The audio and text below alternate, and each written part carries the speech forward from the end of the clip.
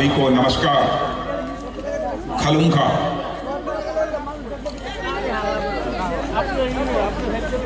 मेरे बहनों भाइयों, मैं आपको बधाई देना चाहता हूं। आप ये सोचेंगे किस बात की मैं बधाई दे रहा हूं।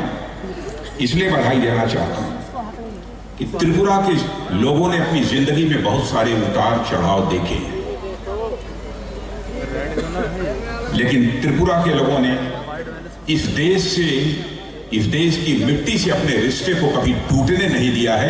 इसके लिए मैं त्रिपुरा की जनता को अपनी तरफ से बधाई देना चाहता हूं। मैं लगभग 20 वर्षों से त्रिपुरा लगातार आता रहा हूं। 3 बार भारतीय जनता पार्टी के राष्ट्रीय अध्यक्ष की जिम्मेदारी भी हमने संभाली है। गृह मंत्री के रूप में भी केंद्र सरकार में काम कर चुका हूं।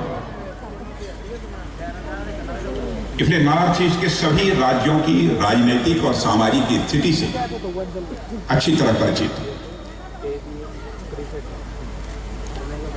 मैं त्रिपुरा के लोगों के बारे में कह सकता हूं, कितनी मुसीबतें आपने झेली हैं।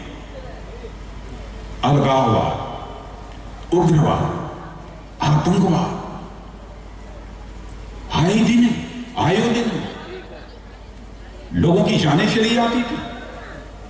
व्यक्ति अपने को सुरक्षित नहीं महसूस करता था। इस त्रिपुरा में बहनों भाइयों, वह दिन भी हमने देखा।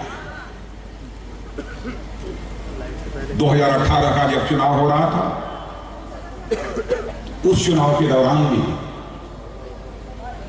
यहां की सार्वजनिक सभाओं को संबोधित करने के लिए मैं आया हुआ था और मेरा रोड शो भी यहां पर हुआ था।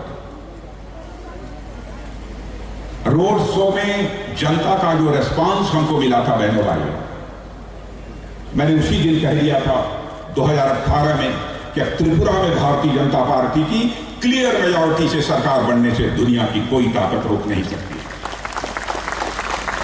और आप लोगों ने भारतीय जनता पार्टी की सरकार बनाई। और इस बार जो मैं यहां पर भीड़ अपने आंखों के सामने देख रहा हूं, मैं इस नतीजे पर पहुंचा हूं कि आप फिर से दोबारा डॉक्टर मानिक साहा के नेतृत्व में सरकार बनाने के लिए ही इकट्ठे नहीं हुए हैं, बल्कि भारतीय जनता पार्टी ने जो यहां पर गुड गवर्नेंस, जो सुराज दिया है, उस सुराज को और अधिक ताकत देने के लिए फिर से भारतीय जनता पार्टी की सरकार बनाने के लिए आप सब इकट्ठे हैं। बहनों भाइयों, हम लोग राजनीति करते हैं तो राजनीति केवल सरकार बनाने के लिए हम नहीं करते। या सीपीएम, कांग्रेस, यह राजनीति चाहे जैसे भी सरकार बननी चाहिए, यह सरकार बनाने के लिए राजनीति करते हैं। लेकिन भारतीय जनता पार्टी हिंदुस्तान की एक ऐसी राजनीतिक पार्टी है जो राजनीति केवल सरकार बनाने के लिए नहीं करती है, बल्कि राजनीति देश बनाने के लिए करती है, समाज बनाने के लिए राजनीति करती है भारतीय जनता। इसीलिए हम लोग इस प्रकार के प्रभावी कदम उठाते हैं। कितनी घटनाओं की मैं चर्चा करूं। अभी मुझे जानकारी मिली कि यहां पर एक सज्जन प्रदीप किशोर देव वर्मा जी ने कोई पार्टी बना ली, टिपरा माता। क्या मतलब? अरे इतनी पार्टियां थी, क्या मतलब? उन्होंने कहा अब क्या चाहते हैं वो एक शायद उनको भी नहीं मालूम है, लेकिन पार्टी बना ली। आदिवासी भाइयों का जहां तक सवाल है, बहनों भाइयों, भारतीय जनता पार्टी सच्चाई को नहीं भूल सकती है।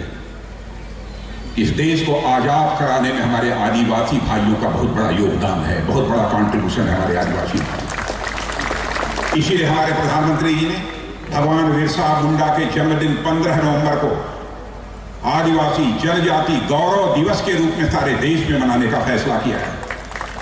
और भगवान बिरसा मुंडा का यह जन्मदिन केवल भारत में ही नहीं मनाया जाता, बल्कि दुनिया के जिस भी देश में हमारे भारतवासी रहते हैं, भगवान बिरसा मुंडा के जन्मदिन को आदिवासी जनजाति गौरव दिवस के रूप में मनाते हैं। आदिवासी समाज के लिए क्या काम किया है सीपीएम की सरकार ने? क्या काम किया है कांग्रेस की सरकार? पहले ये दोनों लोग एक दूसरे के खिलाफ लड़ते रहे, आज हम मिलकर चुनाव लड़ रहे हैं। यानी ये मान लिया है दोनों लोगों ने कि हम अकेले हैं, भारतीय जनता पार्टी को नहीं हरा सकते। अरे भाई, कांग्रेस भी जीरो अपने को मानती है, सीपीएम भी अपने को जीरो मानती है, तो जीरो और जीरो मिलकर कितना होगा? जीरो होगा।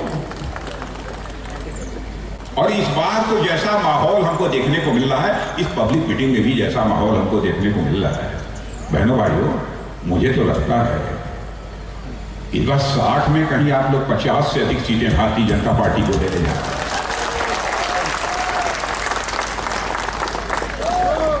इस बार तो सारा रिकॉर्ड ही टूटने जा रहा है। किसी ने मुझसे कहा कि साहब यहां पर सीपीएम के लोग कह रहे हैं कि हमारी सरकार यहां बन जाएगी तो जो सरकारी कर्मचारी हैं उनको हम ओल्ड पेंशन स्कीम लागू कर देंगे। यहां भी होंगे, कहीं पर सुन रहे होंगे लोग।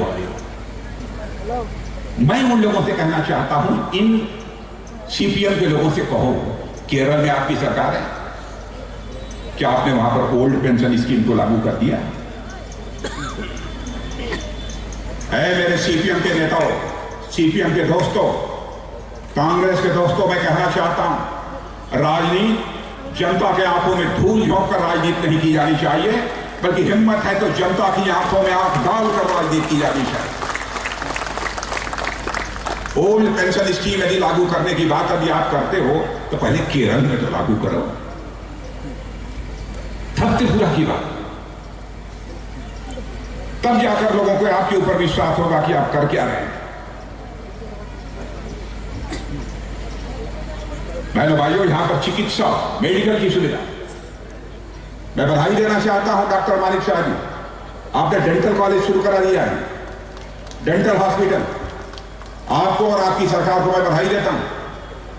और बहनों भाइयों, अभी रास्ते में हमसे मानिक साहब जी चर्चा कर रहे थे कि भाई साहब, मेरे दिल की तो बस एक ही हसरत है, इस बार यदि मैं मुख्यमंत्री बन जाऊं, हमारी सरकार यदि बन जाए, एम्स के अस्तर का एक यहां पर वो सुविधा उपलब्ध होनी चाहिए लोगों को, चिकित्सा।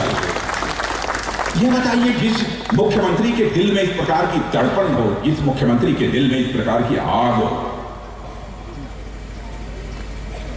उसके राज्य का विकास होने से दुनिया की कोई ताकत नहीं रोक सकती है। मेरे बहनों, हम तो सोचे भी नहीं थे कि त्रिपुरा जैसे छोटे राज्य, जहां पर की बामुश्किल 35-40 लाख लोगों की आबादी है, वहां एम्स के स्तर का एक हॉस्पिटल बनाने के बारे में वहां का मुख्यमंत्री सोचे।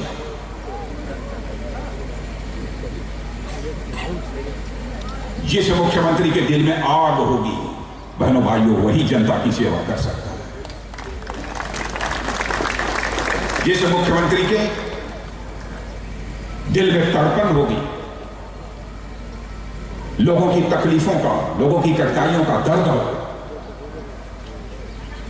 वही ऐसी बातें सोच सकता है। मैं समझता हूं कि और इस प्रकार की कोई बातें कोई नहीं सोच सकता है। बहनों भाइयों, हमारी केंद्र सरकार का जहां तक सवाल है, बहुत सारी सुविधाएं दी हैं और हमारी त्रिपुरा के लोगों को भी इस समय मिल पा रही हैं, यह बात मैं दावे के साथ में कह सकता हूं।